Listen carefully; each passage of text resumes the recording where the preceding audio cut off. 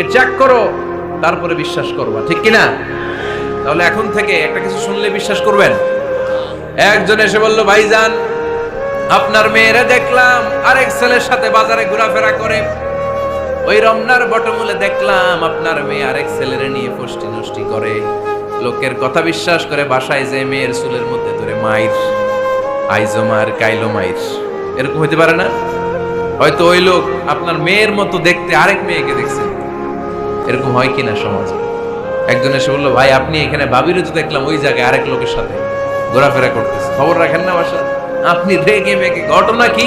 আমার খেয়ে আমার পরে আরেকজনের সাথে, যে এই বাড়িতে যে মারামারি থেকে এই ঘটনা অনেক সময় বিচ্ছেদ বা ডিভোর্স পর্যন্ত গড়ায়, ঠিক কিনা? ওই যে শোনা কথায় কান দিছে, ফাতাবাইয়ুন, আপনি চেক করেন নাই। হয়তো আপনার স্ত্রীর মতো দেখতে বা আপনার স্ত্রী যে জামা পরে, যে পোশাক পরে, এরকম পোশাক পরে আরেক নারীকে দেখছে, আপনার বউ না এটা। আপনার মেয়ের ব্যাপারে যে তথ্য দিয়েছে এটা সঠিক নয়, সে আপনার মেয়ের মতো আরেকটা মেয়েকে দেখেছে, এসে আপনার কাছে বলে দিছে, আপনি বিশ্বাস করছেন। ভেজাল আছে না নাই? এই ভেজালগুলোকে থামানোর জন্য কোরআনে এই বিধানগুলো নাজিল করেছে কে? তাহলে ফরিদপুরের ভাইয়েরা, সমাজকে সুন্দর রাখার তথ্য একটা শুনলেই বিশ্বাস করবেন না। সিলে কান নিয়ে গেছে, শুনলেই সিলের পিছনে দৌড়, নাকি? কি করবেন? আগে কানে হাত দিয়ে একটু দেখবো কান দুইটা আছে না নাই, তারপরে চিলের পেছনে দৌড়ান। তাহলে এখন থেকে আমরা তথ্য একটা শুনলে বিশ্বাস করব। তাহলে কি করবেন? বলতে হবে কি করবেন? যাচাই বাছাই, জাস্টিফিকেশন অফ দ্য নিউজ। কোন নিউজ জাস্টিফিকেশন ছাড়া আমরা প্রচার করব, বিশ্বাস করব, শেয়ার করব না। আল্লাহ বললেন, ইয়া আইয়ুহাল্লাযীনা আমানু লা ইয়াসখারু কওমুম মিন কওম। ওহে আমার ঈমানদার বান্দারা, শোনো শোনো, খবরদার কখনো কোনো মুমিন বান্দারে ঠাট্টা করো না, অবজ্ঞা করো না, ঠাট্টা করো না। তার মনে কষ্ট হয় এমন কোন কথা তারে বলো না। Never scoff of anybody. কাউকে নিয়ে ঠাট্টা করবেন না, তার দেহ নিয়ে, তার আকৃতি নিয়ে, তার বংশ নিয়ে। এক লোকের বাবা ছিল চোর, কিন্তু তার ছেলে অনেক ভালো। আপনি কি তারা বলতে পারবেন তুই চোরের ঘরের চোর? বলতে পারবেন? চুরি করছে বাবা, ওর কি দোষ? কথা বলেন। এগুলো কবিরা গুনাহ। আওয়াজ করে বলেন তো, কি গুনাহ? কবিরা। কারো আকৃতি নিয়ে, আমার ফরিদপুরের কলিজার টুকরা যুবক ভাইরা, কারো আকৃতি নিয়ে কখনো অবজ্ঞা করবে না, তুচ্ছ জ্ঞান করবে না। এটা কবিরা গুনাহ, এটা আল্লাহ খুব অপছন্দ করেন। এর কারণ আকৃতিটা আমাদের হাতে নাই।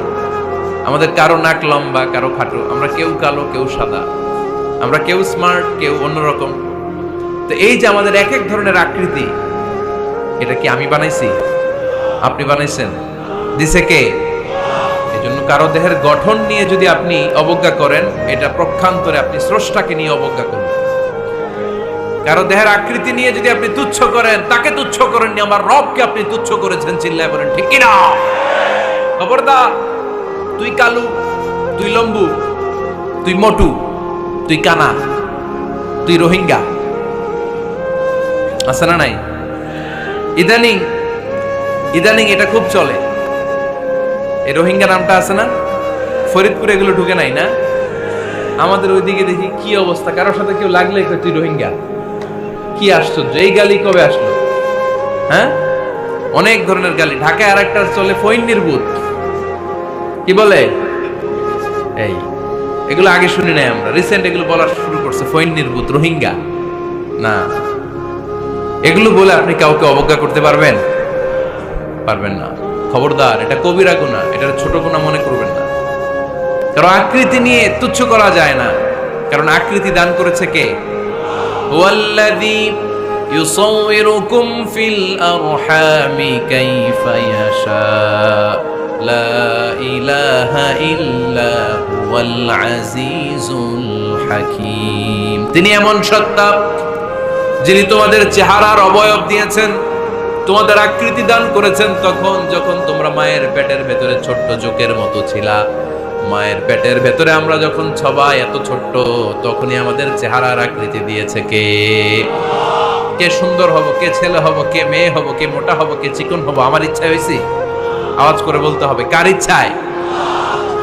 প্রত্যেককে যদি আল্লাহ প্রত্যেকের নিজের চেহারা ডিজাইন করতে দিতেন, আল্লাহ যদি বলতেন তোমার চেহারাটা কেমন হবে তুমি ডিজাইন করো, তাহলে আপনি আপনারা কেমন বানাতেন? হ্যাঁ বলেন, ফরিদপুরের ভাইরা বলেন, সুন্দর করে বানাতেন তাই না? সবচাইতে স্মার্ট, সবচেয়ে সুন্দর করে আমি আমার চেহারাটা বানাতাম যদি আমাকে ডিজাইন করার সুযোগ দেওয়া হতো। কিন্তু এই সুযোগ তো আল্লাহ দেন নাই। ডিজাইন স্বয়ং করে দিয়েছেন কে? কোন নারীকে যদি আল্লাহ বলতে, এই নারীরা তোমাদের চেহারা কার কেমন লাগবে তোমরা বানাও, প্রত্যেক নারী কি করতো? বিশ্ব সুন্দরী করে নিজেকে বানাতো। খুদ ধরার মতো কোনো জায়গা সে নিজের জন্য রাখতো না, ঠিক কিনা? কিন্তু এটা আল্লাহ দেন নাই। এই আকৃতিটা আমাদেরকে সরাসরি দান করেছেন কে? খবরদার, আমাদের অনেকে বিকলাঙ্গ, আমাদের অনেকের হাত ছোট, পা বড়, দেখতে মোটা, কেউ চিকন কেউ কালো। খবরদার, কারো আকৃতি নিয়ে কখনো কোনো অবজ্ঞার সুরে, ঠাট্টার সুরে কোনো কথা আমরা বলবো না। রাজি আছেন? সবাই রাজি আছেন? আল্লাহ রাসূল সাল্লাল্লাহু আলাইহি ওয়াসাল্লামের এক সাহাবী ছিল, নাম ইবনে মাসউদ রাদিয়াল্লাহু তাআলা। উনার পায়ের নলা ছিল খুব চিকন, অস্বাভাবিক চিকন, স্বাভাবিক না। তো উনিও এটা ঢেকে রাখতেন, দেখাতেন না কাউকে। একদিন উনি খেজুর পাড়ার জন্য খেজুর গাছে উঠলেন। খেজুর গাছে ওঠার পরে নিচ থেকে সাহাবারা পায়ের চিকন নলা দেখে ফেলছে। দেখে সবাই হাসি, সবাই হেসে কুটি কুটি। বিশ্বনবী বললেন, হেসো না, খবরদার, আমার ইবনে মাসুদের পায়ের চিকন নলা দেখে হেসো না। আমার ইবনে মাসুদের এই পায়ের চিকন নলা যদি মিজানের পাল্লায় উঠিয়ে দেয়া হয়, কিয়ামতের দিন উহুদ পাহাড়ের চেয়েও ভারী হয়ে যাবে। খবরদার, আমার ইবনে মাসুদকে আমার আল্লাহ অনেক পছন্দ করে, তার পা চিকন দেখে তাকে তুচ্ছ করো না। আল্লাহর হাবিব সাল্লাল্লাহু আলাইহি ইসলামের 11 জন স্ত্রীর মধ্য থেকে একজন স্ত্রী ছিলেন একজন স্থূল আকৃতির, অবেসিটি ছিল, একটু মোটা। ওনার নাম ছিল সাফিয়া রাদিয়াল্লাহু তাআলা আনহা। আম্মা জান আয়েশার সাথে একবার সাফিয়ার ঝগড়া। নবীদের বউদের মাঝে মাঝে মাঝে ঝগড়া হতো, তবে সেটা হতো মধুর ঝগড়া। সুবহানাল্লাহ পড়েন। আম্মা জান আয়েশা রাদিয়াল্লাহু তাআলা আনহার বাসায় একদিন বিশ্বনবী বসা ছিলেন, আর একজন স্ত্রী, বিশ্বনবীর আরেকজন স্ত্রী রান্না করে কিছু খাবার আম্মা জান আয়েশার ঘরে পাঠিয়েছেন। এক দাসী দিয়ে বলল, যাও এটা আয়েশার ঘরে দিয়ে আসো, কারণ নবী আয়েশার ঘরে। আম্মা জান আয়েশা রাদিয়াল্লাহু তাআলা আনহা বললেন, এগুলো কি? ওই দাসী বলে, তরকারি। কে দিছে? অমুক স্ত্রী। কেন দিয়েছে? আমি কি রান্না করতে পারি না? তোমরা রান্না তোমরা খাও। এই কথা বলে পাতিল সহ উড়ায় মারছে চেহারা।